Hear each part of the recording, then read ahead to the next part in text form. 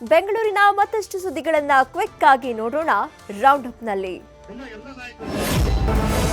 ನಗರದ ಹೆಬ್ಬಾಳ ಫ್ಲೈಓವರ್ ಬಳಿ ಶಾರ್ಟ್ ಸರ್ಕ್ಯೂಟ್ನಿಂದಾಗಿ ಬೃಹತ್ ಹೋಲ್ಡಿಂಗ್ಗೆ ಬೆಂಕಿ ತಗುಲಿದೆ. ಬೆಂಕಿಯ ಕೆನ್ನಾಲಿಗೆಗೆ ಪಕ್ಕದಲ್ಲಿದ್ದ ಮರಗಳಿಗೂ ಬೆಂಕಿ ವ್ಯಾಪಿಸಿದ ಪರಿಣಾಮ ಸ್ಥಳದಲ್ಲಿ ಆತಂಕ ಮನೆ ಮಾಡಿತ್ತು.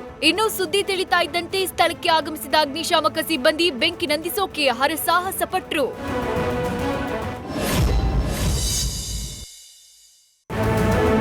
ಬನ್ನೇರುಘಟ್ಟ ಜೈವಿಕ ಉದ್ಯಾನವನಕ್ಕೆ ಸಿಂಗಾಪುರದ 6 ಬಬೂನ್ ಕೋತಿಗಳ ಆಗಮನವಾಗಿದೆ. ಪ್ರಾಣಿ ವಿನಿಮಯ ಯೋಜನೆ ಅಡಿಯಲ್ಲಿ ಸಿಂಗಾಪುರದ ಜಿಯೋಲಾಜಿಕಲ್ ಗಾರ್ಡನ್ಸ್ನಿಂದ ಕೋತಿಗಳನ್ನು ತರಲಾಗಿದೆ. ಈ ಪೈಕಿ 2 ಗಂಡು ಹಾಗೂ 4 ಹೆಣ್ಣು ಹಮಾದ್ರಿಯಸ್ ಬಬೂನ್ ಕೋತಿಗಳಿವೆ. ಇನ್ನು 1 ತಿಂಗಳ ಕ್ವಾರಂಟೈನ್ ಬಳಿಕ ಕೋತಿಗಳು ಪ್ರವಾಸಿಗರ ವೀಕ್ಷಣೆಗೆ ಲಭ್ಯವಾಗಲಿವೆ.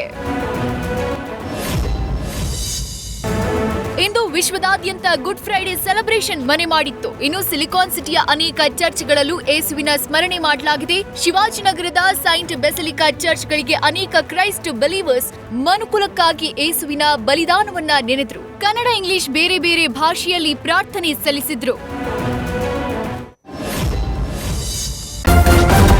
ನ್ಯೂಸ್ ಫಸ್ಟ್ ನಿರ್ಭೀತಿಯಿಂದ ನಿಮ್ಮ ಪರವಾಗಿ.